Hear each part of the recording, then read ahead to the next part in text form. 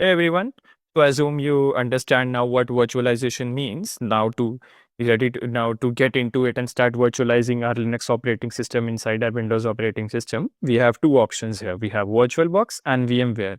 Both of these are made by different companies. Both of them serve the same purpose for us. I have highlighted some key differences between them. That is that VirtualBox is made by Oracle and it's open source, so it's free for everyone, and it supports snapshots in the free version.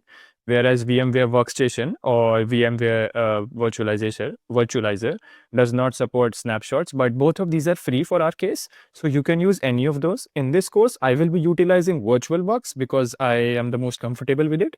You can try any of those. They are very similar in usage and the look and feel. Both of those are great performers. So you can utilize any of them. Just one point I'd like to add is VMware is the market leader for corporates in the hypervisor space or the virtualization thing. So in any case, if you want to learn virtualization as a thing for your job or as a professional thing, you should focus on learning VMware because that company is the market leader basically. So I hope